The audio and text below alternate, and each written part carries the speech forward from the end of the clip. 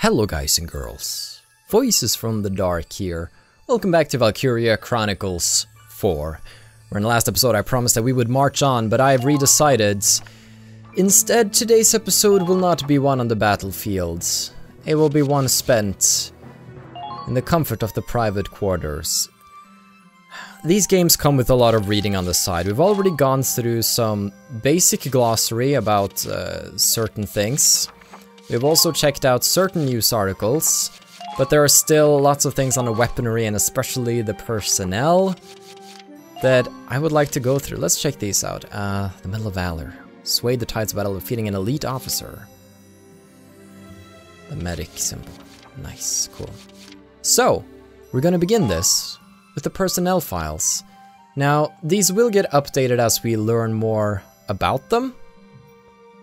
But what little we have now, I feel like we should read through, just to get even a little bit of a closer look at our forces and figure out what they're all about. Change outfits, hold on.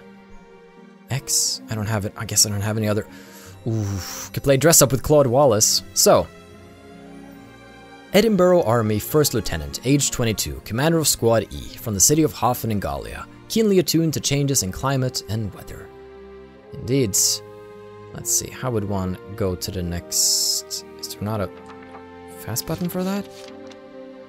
Riley Miller, Edinburgh Army 2nd Lieutenant, age 21, Squad E Grenadier, from the city of Hoffen in Gallia. She seems to share some painful history with Claude. Oh, that's a beautiful pose. Edinburgh Army Sergeant, age 23, Squad E Fire Team Leader, from the city of Hoffen in Gallia, a Darkson. He's athletic and a very capable soldier. Kai Schulen, Edinburgh Army 1st Sergeant, age 23, Squad E Fire Team Leader, from the city of Hoffen in Gallia, loves fresh baked bread, perhaps more than life itself. Who doesn't? Minerva Victor, check that out. They've limited the pan a little bit here, which is very respectable. Edinburgh Army 1st Lieutenant, age 22, commander of Squad F, appointed Senior Lieutenant. She holds authority over all other squad commanders. Her father, a respected army official, ensured she kept high standards for herself. She values chivalry and honor, but she can also be quite stubborn. Those pants! Are they the latest fashion? I guess you spend a lot of time on your knees when you're working on tanks and such. Miles Arbeck, Edinburgh Army Sergeant, age 20, Squad E Tank Operator. He's got undeniable talent when it comes to piloting and driving a tank. Claude was his senior in the military academy, and they earned high marks when paired in tank training. The duo won countless mock battles together. Crystal Ward, Edinburgh Army Corporal, age 22, Squad F Scout, one of Minerva's subordinates, and a competent soldier who excels at recon. Most of the time she is reliable and very sociable. She acts as Minerva's right-hand woman, and the two have been close friends for a long time. Karen Stewart, Edinburgh Army Corporal, age 17, Squad E Medic, eldest girl of a large family. She planned on medical school but enlisted to support her household. Ragnarok. So, I have a feeling when they said there's a random chance a different ally might appear when you save someone, this is what they mean. Age 10, Squad E Rescue Dog, male, helps in rescuing wounded soldiers. He used to be a stray but is extremely intelligent and exceptionally brave. Fearlessly runs through gunfire and even explosions. Won't leave a hurt comrade behind. He's very prideful and stubbornly refuses petting. Mostly. Curtis Blackwell, Edinburgh Army Squad E Scout, age 18. Most believe him to be cold and stoic, but he's really just shy. He has a younger sister named Aileen. Godwin, Edinburgh Army Squad E Scout, age 35. A battlefield scavenger, cynical, sarcastic, and prickly to anyone who talks to him. Trusts no one. Jester Mooney, Edinburgh Army Squad E Scout, age 43, an optimistic man who rolls with the punches, has a weakness for gambling, which has landed him deep in debt. Rosetta Valeriano, Edinburgh Army Squad E Scout, age 28, presents as feminine, birth name is Rosano, fights to end the war and combat anti-Darkson discrimination. Teresa Leach, Edinburgh Army Squad E Scout, age 19, a med school student who strives to become a doctor, very intelligent with a serious, studious personality. Nico Emery, Edinburgh Army Squad E Scout, age 16, Jesus, An earnest, hardworking girl, very trusting and believes in her heart that everyone is capable of good.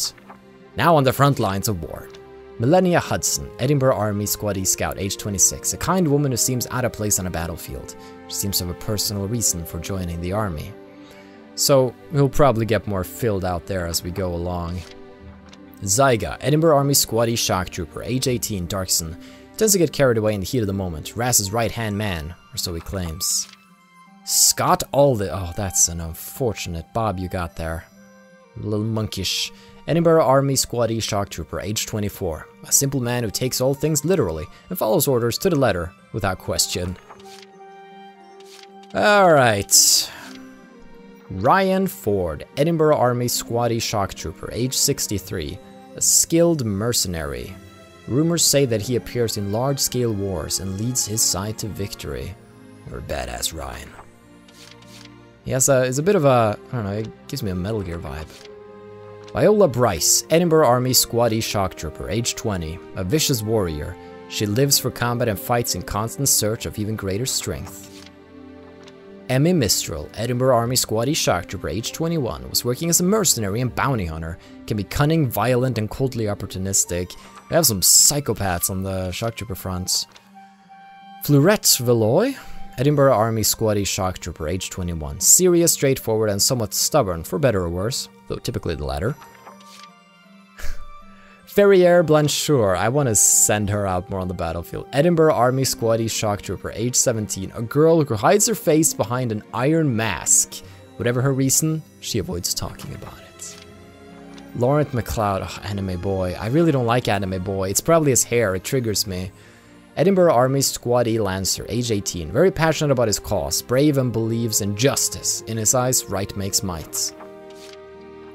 Kegel Homan, Edinburgh Army Squaddy Lancer, age 60. Short-tempered and prone to long rants. He's kind of protective behind his bluster, especially to new recruits. Jimmy Franks, Edinburgh Army Squaddy Lancer, age 32. A helpful veteran soldier with good advice, but being deployed with him somehow makes people uneasy. Gene Matrix, Edinburgh Army Squaddy Lancer, age 29. A born soldier with an incredible physique. Usually tries to solve most of her problems with brute force. Brittany Scarlett, Edinburgh Army Squaddy Lancer, age 42. A single mother who others turn to for life advice, particularly the other younger women of the squad. Allard Abington, Edinburgh Army Squaddy Engineer, age 28. A man who loves tanks with a passion. He can usually identify parts and models on sight alone. Rebecca Longhurst, Edinburgh Army Squaddy Engineer, age 24, has a cold personality, brusque and not much inclined to socializing with her peers around the squad. Aileen Blackwell, oh gosh, Edinburgh Army Squaddy Engineer, age 16, sociable and reliable, sensitive to the needs of others, always ready to help, and a competent soldier. Also Curtis's little sister. Aladdin Ballard, Edinburgh Army Squaddy Sniper, age 24, a self-proclaimed feminist and protector of women. He fights with his trusty sniper rifle, Sergeant Isabella. So it's feminist Saitama, basically. This is pretty amazing. Norid Saarinen, Edinburgh Army Squaddy Sniper, age 24. A gentle lover of nature. Lives life at his own pace. Lived in the Northlands, surrounded by trees. Niche Le Breton, Edinburgh Army Squaddy Sniper, age 16. A timid girl with confidence issues. She's easily flustered and blushes at the slightest provocation. I guess Sniper is a better role than a Shock Trooper for you. Connor, Edinburgh Army Squaddy Grenadier, age 30. Passionate and devoted to writing his book, but quick to make excuses for his lack of progress. What genre? We got another Grenadier, didn't we? Edinburgh Army Squaddy Grenadier, age 24. A mature woman with a seductive air about her. Oh boy. Popular among the men. Also a Darkson. Okay, okay. Look at that freaking huge thing. That's the same design on both of them. Okay, that was the people. A little bit of extra info on them, that's good. Oh, do you want to read up on history of weaponry? Yes! That's what I wanted. Oh boy, okay. I do not think I'm gonna go over the specifications. I'll leave those for you to read, okay? The Lenfield, a standard issue rifle developed by Edinburgh's Wester Kelvin Company. A storied model of rifle initially issued over 40 years ago, its design has gone through multiple changes and multiple offshoot models since. It remains a favorite of Edinburgh's military and citizenry alike. Squad E is equipped with the newest model, incorporating semi-automatic fire. Even with all its attachments, its weight is manageable thanks to primarily being composed of wood. So I suppose the Lenfield is the Lee Enfield, just modified. The ZM car, crafted by the Empire's top arms manufacturer, Zeichmeister. This design successfully balances reliable firepower with light portable weight. Sturdy and reliable, It was a vital tool for the Imperial Vanguard. Its distinctive axe-like shape earned it the nickname Franziska, after the throwing axe of the Middle Ages. The company itself, established by Gerhard Zeichmeister, specialized in development of explosives. It feels like, in general, Imperial weaponry is less accurate but more powerful. There are some really strong Imperial machine guns in the first game. Robinson, produced by the Walt Ordnance Company in the United States of Vinland. Machine guns in the First European War were too bulky and heavy to be portable. After the war, engineers confronted the idea of machine guns for foot soldiers, and so the Robinson was created as the world's first true submachine gun. Many other models were produced afterward, but the Robinson's easy mass production made it a lasting staple of military issuance. It's a common favorite among soldiers and was informally called the Robbie gun. Okay. The M2EQ, an anti-tank lance produced by the United States of Vinland's Federal Alchemic Company. Of course, the USV would make something like this. A well-rounded weapon that fires rocket-propelled projectiles. It was designed to be held under an arm while firing for stability. A protective cover keeps the user from being burned when firing rockets. What a consideration. Originally designed for a two-man team, it's been adjusted for individual use, aided by the development of a clip on the back. It's cool. The LF Wasp, a sniper rifle made by Edinburgh's own Wester Kelvin Company. It's a bolt-action rifle boasting high accuracy compared to other Lenfield offshoots. Its original schematics are based off of civilian hunting rifles. The standard issue rifle for the snipers is the 32nd Armored Ranger Battalion LF. Battalion. LF is an abbreviation of Lenfields. Sanders. The Sanders was an infantry support weapon developed by Vinland's Forest National Arms Factory. As the army could not supply an artillery vehicle for every infantry unit, this portable grenade launcher became an invaluable alternative for the soldiers on the front lines. I could just imagine having like a full team of grenadiers all sitting behind cover as the enemy approaches the base, just pew pew pew. That would be amazing. That would be... Grenadiers are going to be great for defensive missions, I feel.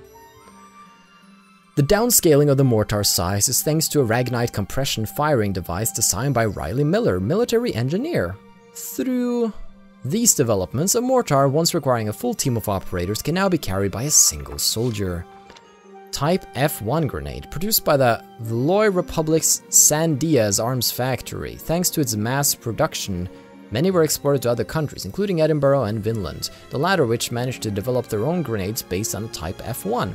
It's been labeled with a great number of nicknames from all the countries it's been exported to, but the popular choice seems to be calling it by fruit-based names like pomegranate. Still not 100% sure of the pronunciation of that word. Right, because it's based off the fruit. But it's called the pomegranate because it's a grenade, and ragnapple and the boomberry. So pomegranate, I don't have to worry about how the fruit is pronounced, I just need to say pomegranate. Wonderful. Isn't that great? The VBWF, similar in basic construction to those used elsewhere, this friction fuse hand grenade is the official standard within the Imperial Army's European territory. Though the time delay until detonation can be adjusted via the dial or screw on the side of the device, most users were hesitant to deviate from the timing that had been drilled into them over the course of training. The Hafen. An offshoot model of a Vinland-made medium tank known as the Minute. Squad E's version has been modified to mild specifications. It was named the Hafen after Claude's hometown in the Principality of Gallia. Cannon rounds are stored on the side of the tank, an artifact of its outdated design. In some cases, enemy fire would ignite the rounds, causing explosions. The Hafen's modifications account for this design flaw, fortifying the tank's sides with denser armor plating. Federate tank, commonly known as the Minutes. These made up the bulk of the Federation tank forces. Low in cost and easy to manufacture, its model was finalized just before the war's beginning. The name derives from the Minutemen, civilian soldiers in Vinland's war for independence. The gathered tanks evoked images of Vinland's amassed colonial militiamen, and to parallel their namesakes, who were said to be combat ready at only a minute's notice, the army could assemble a great number of the tanks quickly. And a light tank, though originally developed before the outbreak of the Second European War, these tanks saw considerable use throughout it, taking the stage just as tanks began to see use as highly mobile units able to work in conjunction with troops on foot. This model came to define the epoch. By the beginning of the Second European War, however, they were showing signs of age and were outclassed by Federation counterparts in terms of frontal firepower. And the heavy tank. This heavyweight tank's powerful, relatively long-barreled rotary cannon and front-mounted, wide-muzzled fixed cannon combined to form a shockingly effective frontal offense. A small magazine mounted at the turret's rear increased the number of rounds the tanks carried, while the use of a large, interchangeable chassis kept costs low, a practice that later became common. The glossary has also been updated with rain. A small imperial town on the Empire's west side, northeast of the Federation Army's massive forward operating base, otherwise known as Limburg Base. Rain's signal towers have been standing since medieval times, and to this day are considered historical landmarks. Each of their 4 sides have 3x3 number panels, once used to relay information to other cities before the Industrial Revolution. The town was occupied by the Imperial Army, repurposed as a comm center and guarded by tanks. Its numbers were inflated by wooden decoys, and a jamming device cut off the enemy's communications, giving the Federation significant difficulty liberating Rain. But we did it. The Royal Military Academy, the oldest and most prestigious military academy for training officers in Edinburgh. It is the fastest but most competitive route to achieving glory as a commander in the Federation. Although the Edinburgh Army prioritizes social class, the Academy itself accepts any commoner or foreigner who can prove their abilities. Since each class's valedictorian is chosen by merit alone, young cadets enroll from all around the world for a chance to prove themselves. As such, the school has a reputation for producing top-grade officers, especially during the Second European War, when the newly minted commanders of the Edinburgh Army proved vital in leading the Federation in the battle against the Imperial Army. The Ranger Corps. Those designated as Rangers are the elite within the Edinburgh Army. Only soldiers proven to have exceptional combat and survival skills are allowed to enter its highly respected ranks. The test was kind of interesting because it was basically like, haha, we have a tank here, how are you gonna get around? Well, just walk around. There's one engineer, you can cap the flag and not have to fight anything.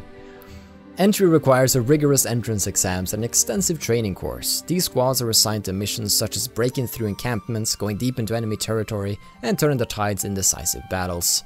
Their famed abilities and adaptability set a sterling example to their fellow Federation soldiers. They are the first to enter combat and the last to retreat, making the Ranger Corps a morale booster respected by troops all across Europa. The Starchild Festival. It's an annual Hafen tradition held on July 15th. At dusk, all the children in the city race each other up the clock tower to ring the bell at the top. The first 5 children to make it are rewarded with a Starchild medal to wear until the next year's festivities, along with bragging rights among the local youths. Racing each other up a clock tower, children, that sounds like a recipe for disaster. Has anybody, and then ringing the bell, has anybody thought how many children die each year? Meanwhile, the adults gather in the city plaza to sing and dance until the break of dawn. This evening of well-mannered frivolity is a perfect representation of the jovial and gregarious nature of Hafen and the people who live there. Ragnite. As Europa's primary energy source, this ore has become vital to daily life. It luminesces a characteristic blue hue when releasing the energy it contains. Mined primarily in mountainous regions, the raw ore is then refined for use in various applications. Though the ore's existence was known in ancient times, it was not until the Valkyria brought the refinery technology to Europa that its use began. Since the Industrial Revolution, it has become a vital ingredient to human civilization. A surging need for tank fuel and weaponry derived from the ore has recently driven Europa's nations to expand their borders in a growing war for resources.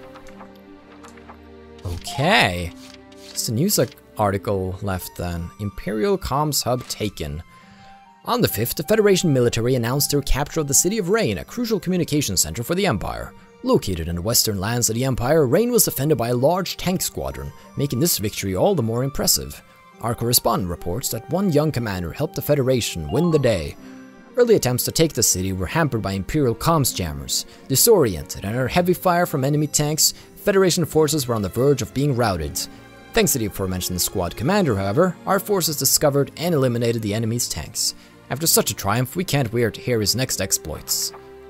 Indeed, I can't either. Got a couple of medals so far, pretty happy about that. We're doing well over here. And these are just tutorials. So if you really want to, you know, reread the tutorials, this is where you do it.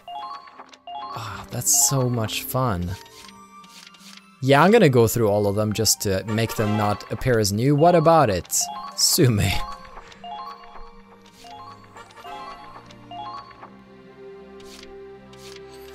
You don't want to know how long that took, but everything in the private quarters has been checked out. Isn't that satisfying? Maybe not for you, but it is for me. And it actually didn't take as long as I thought it would, which is good. Which means that we can actually watch chapter 3, because I'm curious about where they go after rain.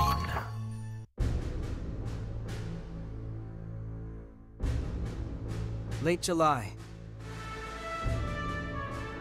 The Federation has maintained its momentum. We're pushing ahead into Imperial territory. As our front line expands, we're running low on personnel and supplies, but mostly within projections. So long as we believe in victory, in our allies, and in ourselves, we can keep fighting. Heck yeah. Sub-episodes. Some episodes listed in the book mode are marked with an asterisk. Sub-episodes run parallel to the plot. Viewing a sub-episode is optional, not required to advance the game. They do, however, offer new perspectives on major events unfolding throughout the story. Of course, we're gonna watch high fashion. All right, you bums, it's laundry day. If you got skivvies piling up, then hand them over. Oh, women put theirs in this bag. Don't worry, I'm taking it straight to Karen. Oh, thank God. I was worried I'd have to give mine up to Raz. Who the hell would want your stinking undies? You never know with Raz. He's a real degenerate. Who else would try to sneak into a strip club at 10 years old? Wow, I remember that now. And they busted his adult disguise before he even got in. I can't believe I forgot. Publicly humiliated, wearing that stupid wig and high heels. I don't know if they busted him so much as he got too excited and passed out just outside the door. Wait, are you serious? That's even better. Look, you guys can think whatever you want, but I only did that on a dare, okay? Oh, well that changes everything. Clearly you're a badass. Oh, there you are, Riley. Do you have any clothes that need to be washed? I was just about to hand them off to Kai. Oh, that's a relief. Why is that a relief for you? Well, there was a commotion over here, so... Anyway, do you have enough clothes to last you? Yeah, I brought plenty with me, so I should be fine. On that note, I've been meaning to ask about your uniform. Oh, right. That isn't a standard issue Edinburgh uniform. Well, on paper I'm a grenadier, but my main job is more like a scientist. I guess I impressed someone with all the tech I worked on, because they made me an officer. But since I never went through the academy, I don't have much real authority. I'm like an unofficial lieutenant? I see.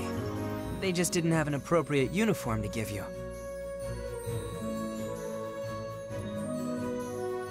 Exactly. So I convinced them to let me design my own. They just wanted some eye candy for one of the female protagonists. Aren't there some issues with wearing that in battle? Like what? It's both practical and fashionable. Even when we were kids, Riley's only ever worn skirts. Not even the army can make her wear pants now. If you're jealous, Claude, I'm sure we could find you a nice flirty skirt. Jealous? No, that's not...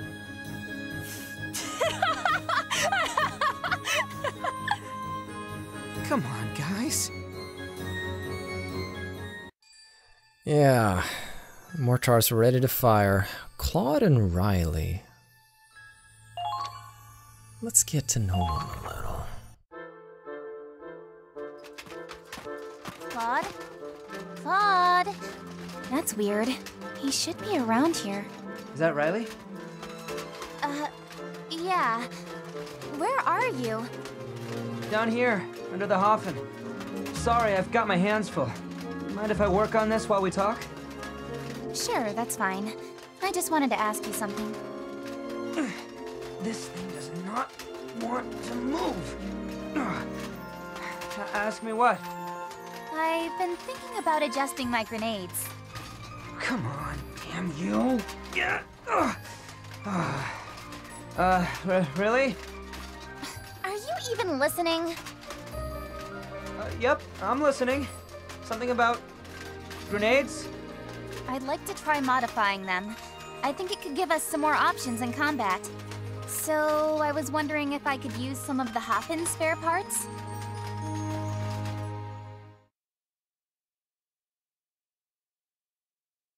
What do you think? Well, they seem friendly enough. I mean, on the surface. Wait, what? They can stand there and talk, but there's still a gulf between them. Call it kind of a hunch. Yeah? You think they're that complex? Holy shit, you look great. Guess it's just woman's intuition. Except that I'm a man here. Don't forget it. Like there's any chance of that. But seriously, no guy's got an ass this tight. Oh,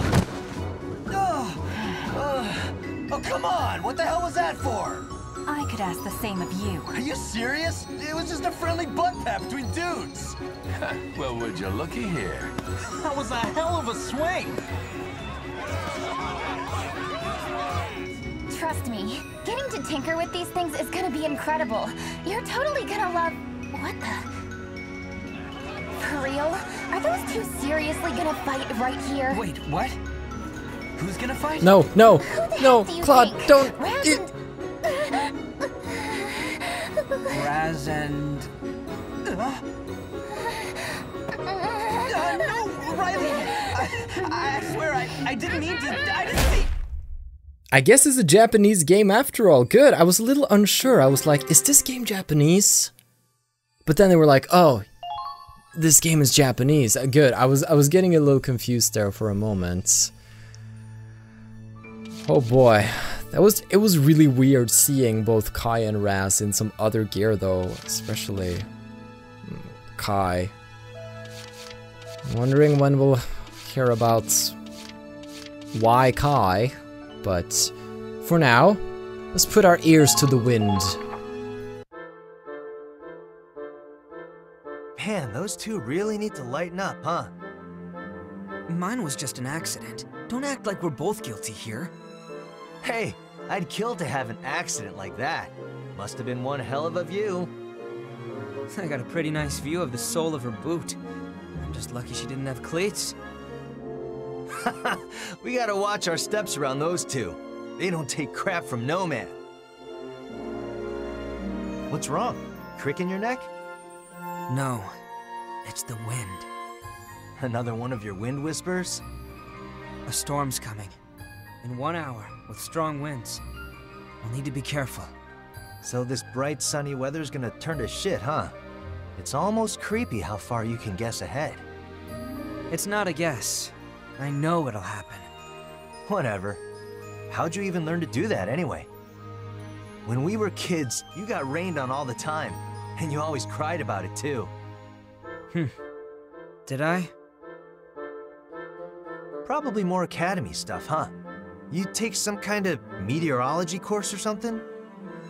Well, yes, but that's not quite the same.